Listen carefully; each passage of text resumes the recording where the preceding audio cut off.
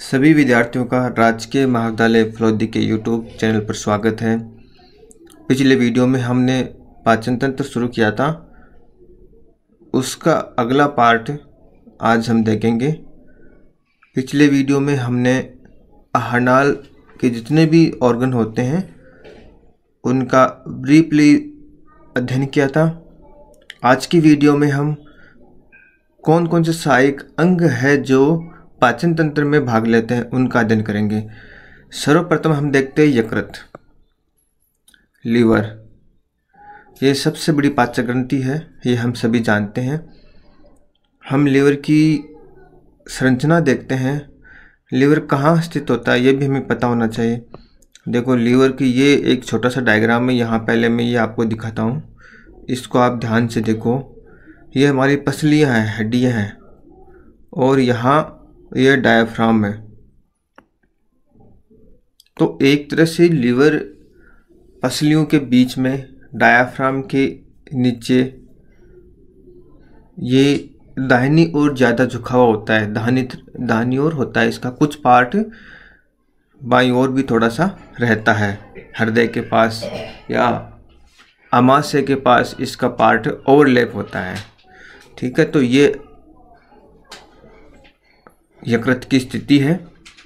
यकृत की संरचना यदि हम देखें तो आप सभी देख सकते हो, इस डायग्राम में आप देखो, यहाँ ये बड़ा सा जो लूप बना हुआ है, ये क्या है? यकृत है। ये मांसल संरचना होती है।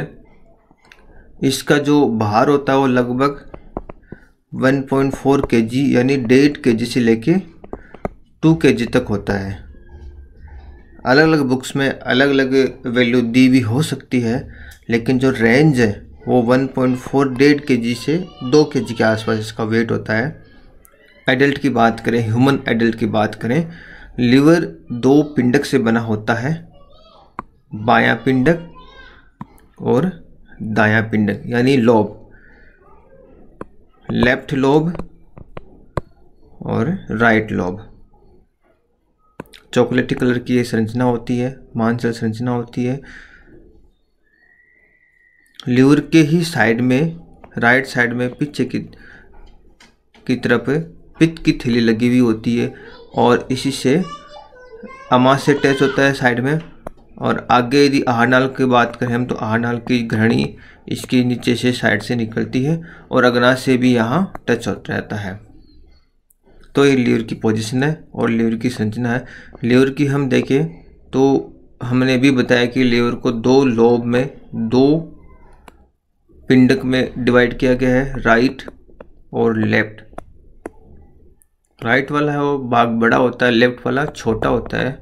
इसके पीछे रीजन ये है कि लेफ्ट साइड में हार्ट होता है, हार्ट को स्थान चाहिए, तो थोड़ा सा ये साइड में रहने के कारण ये वाला पार्ट थोड़ा सा छोटा होता है, और इसकी पोजीशन है वो थोड़ी सी किस तरफ होती है? राइट साइड की तरफ होती है, यानी एकदम बीच में नहीं होता। ये राइट की तरफ ज़्यादा इसका पोर्शन कवर होता है। इसकी स्थिति में भी बता चुका हूँ। उदरगुहा में, उदरगुहा मतलब जहाँ पेट हमारा पाया जाता है, डायफ्राम के ठीक पीछे दाहिनी ओर मेसेंटर द्वारा सदी गहरे लाल रंग की चॉकलेटी कलर की लगभग 1.5 से 2 kg ठोस संरचना ही होती है, मांसल संरचना होती है। यदि हम इसकी हिस्टोलॉजी देखें, इसकी आंतरिक संरचना देखें, तो यकृत या लीवर हेपेटोसाइट सेल से बनी होती है। इनके अंदर जो कोशिकाएं होती हैं उनको हम कहते हैं हेपेटोसाइट, और उनकी संरचना इस प्रकार की होती है, आप देख सकते हो। इनके अंदर एक सेंट्रल वेन होती है, इस वेन यानी शिरा होती है, केंद्रीय शिरा होती है, बाइल डक्ट होती है। बाइल डक्ट यानी बाइल किसको कहते हैं? जूस को बोलते हैं, पित्तरस को बोलते हैं। डक्ट यानी नलिका, तो पित्त नलिका हो गई। ब्रांच ऑफ हिपेटिक आर्टरी हो गई, branch of hepatic portal vein हो गई। यहाँ आप देख सकते हो इसी हिपेटोसाइट्स के अंदर, यहाँ यदि लीवर की ये भी पूरी ये संरचना है, यहाँ देख सकते हो ये ऐसी कुछ विशेष कोशिकाएं पाई जाती हैं इनके अंदर, जिनको हम कहते हैं कोफर सेल। जिनको हम क्या कहते हैं? कोफर कोशिकाएं या सेल। स्टेलेट रेटिकुलो एंडोथीलिया सेल भी कहते हैं इनको।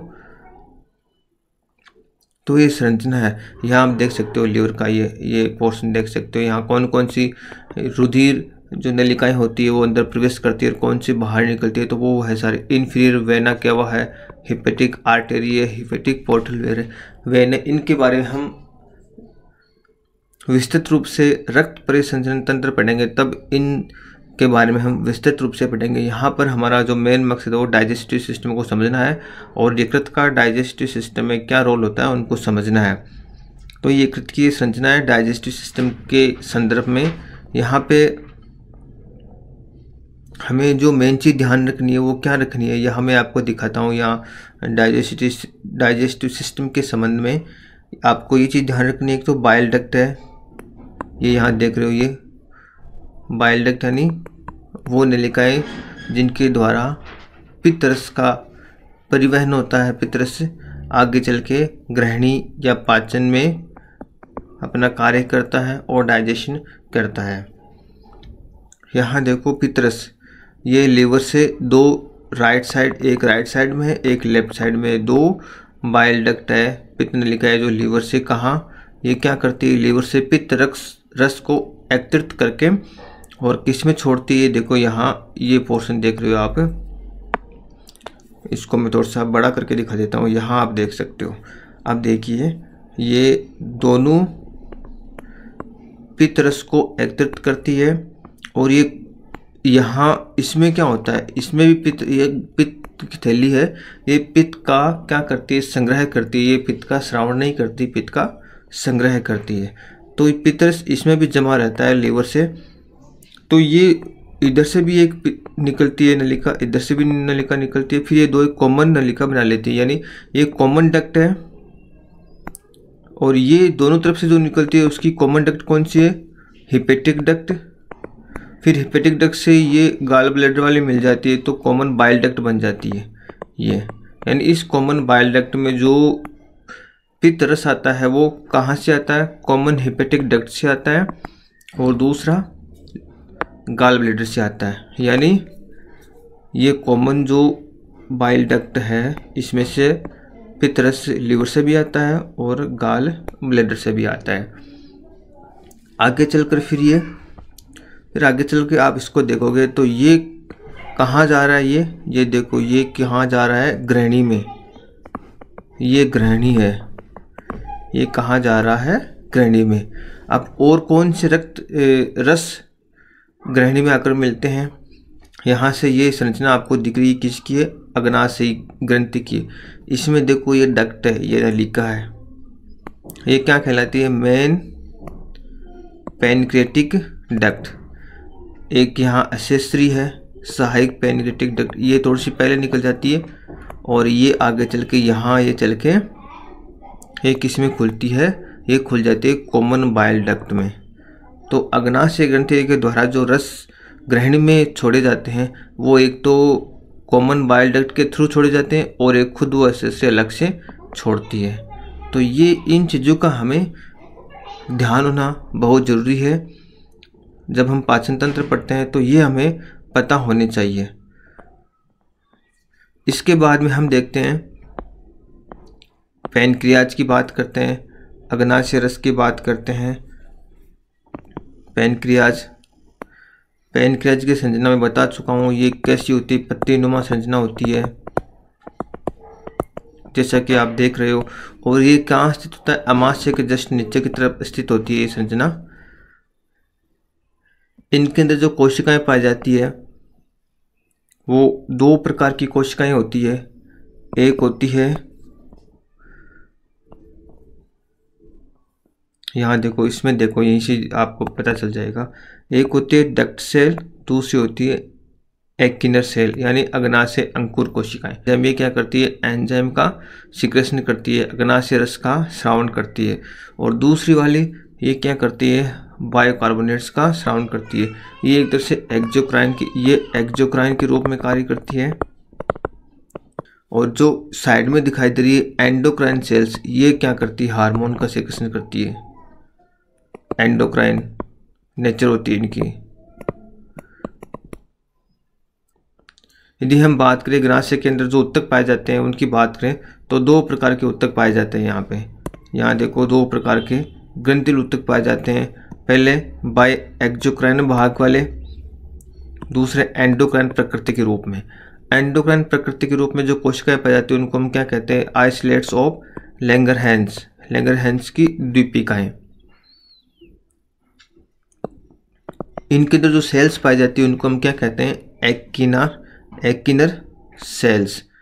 एक्किनर सेल्स या अंकुर कोशिकाएं, ये एंडोक्राइन नेचर की होती है और अग्नाशय रस का स्रावण करती है, अग्नाशय रस का स्रावण करती है। दूसरी है duct cells, sodium bicarbonate का सिक्रेशन करती है। तो यहाँ पे हम दोबारा देखें कि एक्सोक्राइन नेचर की कौन सी हो गई? डक्ट सेल्स हो गई, और एंडोक्राइन नेचर की कौन सी हो गई?